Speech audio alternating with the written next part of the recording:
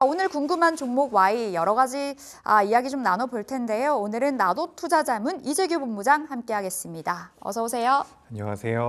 네, 본부장님, 우리 처음으로는 최근에 핫하게 다뤄지고 있는 자율주행 이야기 나눠보겠습니다. AI로 대동단결 자율주행 이렇게 떠 있는데요. 어제도 시세가 나왔어요. 시세의 연속적인 측면에서 뭔가 의미가 있지 않을까라는 생각이 드는데 자율주행주 어떻게 평가하세요? 어제 자율주행 관련주들이 장 초반에는 굉장히 좋은 모습을 보이다가 윗꼬리가 좀 달렸거든요. 근데 저는 지금부터 계속해서 보시는 게 맞지 않나라고 생각을 하고 있습니다.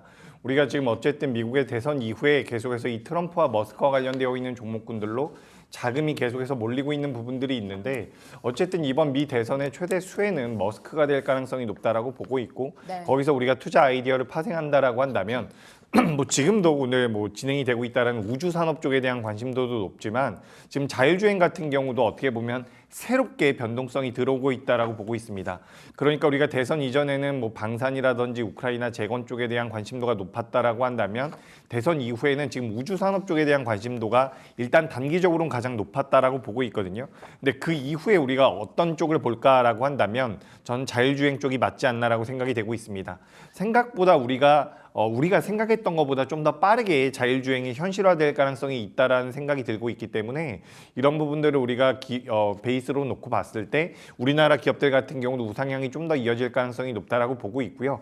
어제 윗꼬리가 길게 달렸던 부분에 대해서 개인 투자자분들께서는 이게 좀 주가가 밀리는 것이 아니냐 이런 우려를 하실 수도 있는데 우리가 얼마 전에 JYP 엔터 같은 경우도 윗꼬리가 굉장히 길게 달렸거든요. 그럼에도 불구하고 우상향을 만들어가는 것을 본다라고 한다면 너무 기술적인 부분에 의미를 부여하기보다는 미국 내에서 이 자율주행 쪽에 대한 규제가 완화된다라는 부분들, 지금 LA 같은 경우도 이 자율주행 쪽에 대한 그 웨이모 로보택시 쪽에 대한 확대 편성을 진행한다라고 이야기가 되고 있죠. 그래서 이런 부분들 우리가 생각해 본다면 어쨌든 갈 방향이 되지 않을까라고 저는 생각을 하고 있기 때문에 자율주행과 관련되어 있는 기업들은 계속해서 체크가 필요하다라는 의견 드리겠습니다. 그럼 테마주가 아닌 주도주 격으로도 이제 볼 수 있는 섹터가 될까요? 사실 이제 테마주라 하면 트럼프 취임 전까지 보자 뭐 이런 해답이 많이 나왔었거든요. 그럼 자율주행은 그렇게 안 보시나요? 네, 자율주행이 일단은 테마는 맞는 것 같아요. 왜냐하면 지금 HL 만도라든지 현대 오토에버 정도를 제외하고는 실적적으로 잘 나오는 기업들이 많지가 않거든요. 게다가 이제 우리가 자율주행 쪽이라고 본다라고 한다면 기업 자체의 규모가 좀 작기 때문에 시장을 전반적으로 끌고 가기엔 좀 부담이 되지 않을까. 그래서 저는 뭐 주도 섹터라고 하기엔 좀 규모가 작다라고 보고 있고 그런 관점에서 본다면 테마성이 좀 더 강하다라고 생각을 하고 있습니다. 다만 실질적인 외형 성장이 동반되고 수반되는 경우에는 주가가 더 강하게 갈 수는 있죠.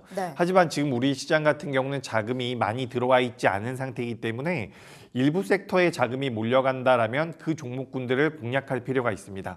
근데 자율주행 같은 경우는 그런 섹터가 될 가능성이 굉장히 높다라고 보고 있기 때문에 일단은 테마성으로 좀 시작을 하는 게 맞지 않을까라고 생각이 되고 있어서 자율주행은 일단 테마로 그리고 추후에 매출과 영업이익이 붙는다라고 한다면 그때는 좀 더 그 업종 자체가 섹터 자체가 커질 수 있지 않을까라는 의견 드리겠습니다. 그렇다면 지금 자리에서 자율주행 어떤 종목이 좋을까 뭐 이런 생각을 했을 때 사실상 수혜를 받을 수 있는 기업 뭐 이렇게 찾아볼 수 있을지도 궁금하고 지금 테슬라 필두로 자율주행 이야기가 나오는 거잖아요. 근데 원체 시장 자체가 자율주행에 뭐 힘쓰겠다 현대차도 이야기를 많이 했었지만 테슬라발 실질 수혜주 좀 어렵죠. 찾아볼 수 있을까요? 네, 제가 어제 좀 저녁에 한번 찾아봤거든요. 실제로 수혜를 받을 수 있는 기업들이 뭐가 있을까?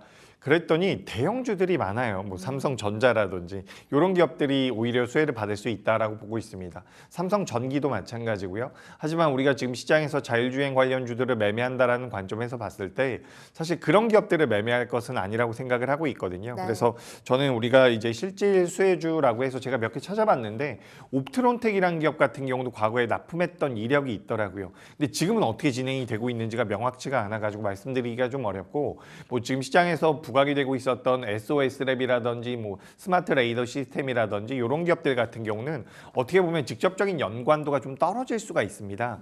오히려 이제 테슬라 같은 경우는 카메라를 많이 사용을 하기 때문에 카메라와 관련되어 있는 기업들을 좀 보시는 게 어떨까라고 생각이 되고요.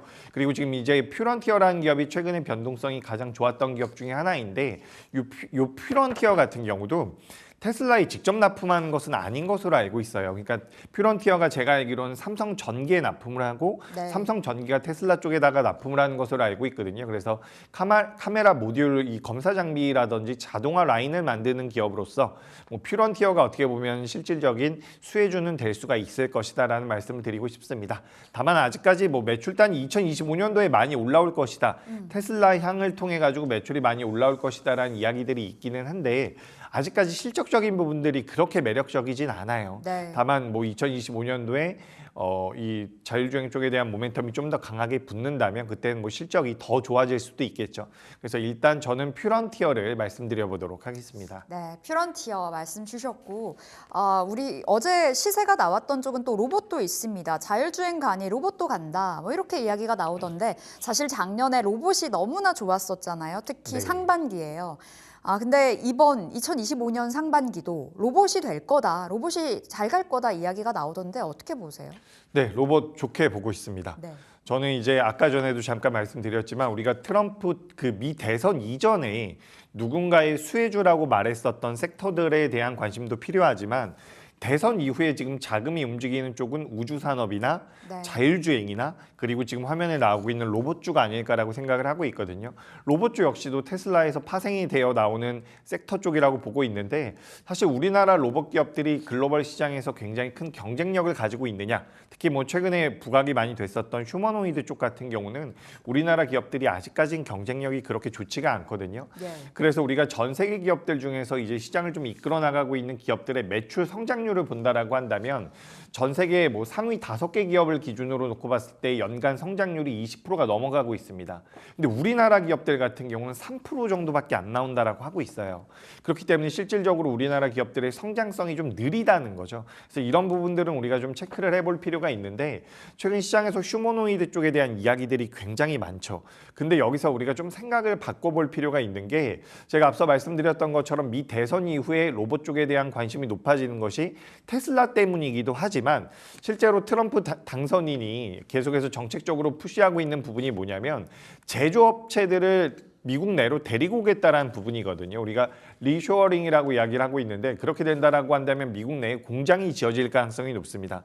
미국 내에 공장이 지어진다라고 한다면 거기에 노동력이 들어갈 텐데 인건비가 비싼 미국 같은 경우는 로봇이 들어갈 가능성이 굉장히 높다라고 판단이 되고 있어요. 결국에는 공장 자체가 자동화가 진행이 된다라고 한다면 우리가 휴머노이드 로봇보다는 살짝 아래 단계라고 할 수 있는 산업용 로봇이나 협동 로봇 쪽에 대한 관심도도 높아질 가능성이 있다라고 보고 있거든요. 그렇다라고 한다면 지금 우리나라에서 그래도 좀 상대적으로 부각이 될 수 있는 쪽이기 때문에 전 지금부터 로봇 관련주들은 좀 보실 필요가 있다라는 말씀을 드려보도록 하겠습니다. 로봇주 안에서 탑픽 받아볼 수 있을까요?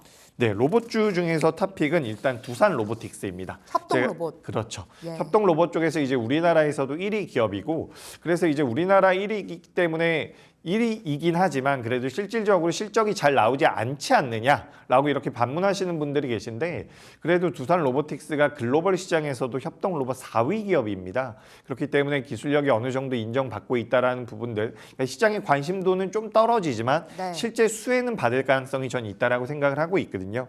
게다가 이제 뭐 과거에는 하드웨어, 그러니까 로봇만 판매를 했다라고 한다면 이제는 하드웨어와 소프트웨어까지 같이 우리가 솔루션 사업을 한다라고 이야기를 하고 있거든요. 그래서 이 솔루션 사업 쪽에 대한 사업 확장을 통해서 2025년도 외형 성장이 나올 가능성이 높다라고 보고 있습니다. 그런 관점에서 본다라고 한다면 전 두산 로보틱스 관심 있게 보시는 게 어떨까라는 의견 드리겠습니다. 로봇 안에서 탑픽 두산 로보틱스고 목표가 어디가 좋을까요? 두산 로보틱스 같은 경우는 목표가는 제가 좀 짧게 잡았습니다. 8만 원 정도로 말씀을 드리고요. 손절가 6만 원. 손절가도 굉장히 짧거든요. 네. 그래서 좀 타이트하게 대응이 필요하지 않을까라는 의견 드리겠습니다. 네, 8만 원과 6만 원 바라보면서 대응해 보겠고요. 자율주행 탑픽도 주셨네요. 자율주행으로는 어떤 종목 바라보세요? 네, 요즘에 정말 뭐 시장에서 부각이 되고 있는 자율주행인데 예. 그동안 관심이 별로 없었죠. 없었던 언급이 많이 안 됐던 기업 중에서 MC넥스라는 기업이 있습니다. 이 MC넥스 같은 경우도 이제 카메라 모듈 분야 쪽에 대해서 핵심 기술력을 가지고 있다라고 보시면 좋을 것 같은데 최근 이제 카메라 모듈 쪽에선 제가 앞서 말씀드렸던 퓨런티어가 가장 좋은 변동성을 보였고 뭐 MC넥스라든지 옵트론텍 같은 경우는 변동성이 별로 없는데 MC넥스가 최근에 또 좋은 주가 흐름이 나오고 있더라고요. 그래서 이 MC넥스가 어떻게 보면 미국에서 자율주행차가 많이 늘어날 경우에 카메라가 계속해서 쓰일 가능성이 높죠. 네. 카메라 완벽한 자율주행을 위해서는 카메라가 더 들어가야 된다라고 이야기가 되고 있거든요. 그렇기 때문에 MC넥스 같은 경우도 좀 수혜를 받을 수 있지 않을까. 그래서 휴대폰 쪽에 대한 카메라 모멘텀 그리고 자율주행 쪽에 대한 자동차 쪽 그러니까 전장 쪽에 대한 모멘텀까지 동시에 받아간다라고 한다면 MC넥스는 주가 상승 여력이 있다라는 말씀 드리고 싶고요. 목표가는 25,000원, 손절가는 17,000원 의견 드리겠습니다. 네, 25,000원이 목표가. 오늘 종목 많이 주시네요. 앞서 퓨런티어, MC넥스 그리고 두산 로보틱스까지 챙기시면 되겠고요. 엔터와 게임 이야기 나눠보겠습니다. 속도 내볼게요.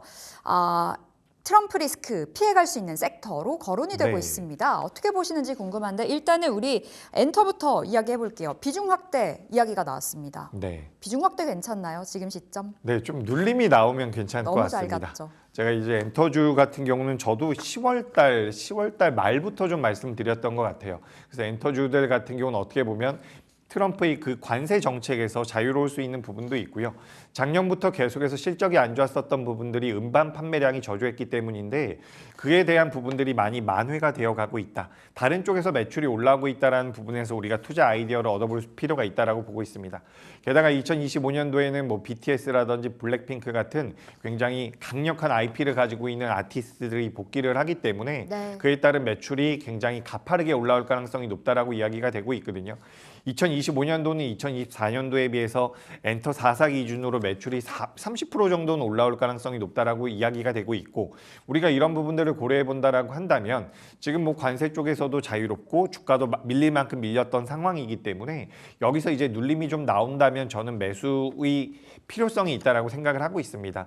최근에 너무 가파르게 올랐기 때문에 추격 매수는 조금 리스크가 있지만 눌림이 네. 좀 나오면 저는 매수의 기회가 맞지 않나라는 의견 드리겠습니다. 눌렸을 때는 어떤 종목 바라볼까요? 뭐 대체적으로 괜찮은 것 같아요. 뭐 변동성을 원한다라고 한다면 디어유 같은 기업들도 괜찮은데 뭐 하이브라든지 JYP 엔터 전반적으로 주가 흐름이 저는 긍정적으로 나올 가능성이 높다라고 보고 있고요. 근데 우리가 여기서 좀 생각해 볼 부분은 지금 엔터사들 같은 경우는 수익 구조가 대체적으로 좀 비슷하거든요. 예. 근데 앞서 말씀드렸었던 디어유라든지 하이브 같은 경우는 펜 플랫폼을 가지고서 사업을 운영하고 있는 부분들이 있기 때문에 사업 구조가 살짝 다른 부분, 다르다라기보다는 추가적인 부분이 있다라고 보시면 좋을 것 같습니다. 그래서 저는 하이브 쪽에 대한 관심이 필요하지 않나. 네. 물론 이 뉴진스라는 IP에 대한 리스크가 어느 정도 있긴 하지만 그런 것들을 감안한다라고 하더라도 2025년도에는 매출이 많이 올라올 가능성이 높다라고 생각을 하고 있거든요.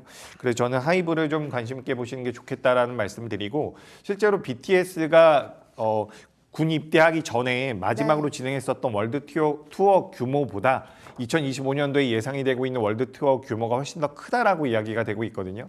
그런 부분들을 고려해 본다라고 한다면 지금 하이브 전체 아티스트들이 2023년도에 만들어냈었던 공연 총 고객 수보다 관객 수보다 2025년도에 예상되고 있는 BTS의 관객 수가 더 많다라고 해요. 그만큼 강력한 힘을 가지고 있기 때문에 2025년도는 하이브를 좀 기대해 볼 필요가 있지 않을까. 네. 목표가는 24만 5천 원, 손절가는 19만 원 말씀드리겠습니다. 네, 하이브가 지금 자리에서는 엔터주 눌렸을 때가 기회 말씀 주셨고 게임도 봐볼까요? 게임주 전략 어떻게 짜볼까요? 어떤 종목 보시는지도 궁금하고요. 네, 게임주는 W게임즈라는 기업을 누차 말씀드리고 있습니다. 뭐 최근에 대장주인 크래프톤도 있고요. 여러 가지 기업들이 있는데 이 W게임즈 같은 경우 소셜 카지노 게임이라서 매출이 굉장히 좀 안정적으로 나온다라고 보시면 좋을 것 같습니다. 게다가 북미 쪽에서 매출이 많이 나오고 있기 때문에 미 시장에 그러니까 달러 강세가 이어졌었던 부분들이 있죠. 최근에 그에 따른 수혜도 받을 수가 있기 때문에 안정적인 수익 구조를 가지고 있고 연말까지 가지고 있는 자금, 뭐 자금을 통해 가지고 현금성 자산을 가지고 네. 뭐 M&A를 하지 않는다라고 한다면 주주환원을 하겠다라는 이야기가 나왔거든요. 그런 부분들을 고려해 본다라고 한다면 W게임즈는 목표가 55,000원, 손절가는 45,000원 의견 드리겠습니다. 네, 게임즈 명쾌하게 W게임즈 안에서 토픽이 나왔습니다. 55,000원 목표가 보시면 되겠고 오늘장 전략 본부장님 짧게 전해주신다면요? 네, 시장에 자금이 굉장히 부족하죠. 그래서 큰 업종들보다는 좀 소테마에 집중을 하시는 게 맞지 않을까라고 생각이 돼요. 당연한 이야기지만 선택과 집중이 필요한 시기가 아닐까 이렇게 말씀드리겠습니다. 선택과 집중 너무 어렵습니다. 다음번에 또 나오시면 이야기 해보도록 하겠고요. 오늘 나도 투자자문 이재규 본부장 함께했습니다. 말씀 고맙습니다.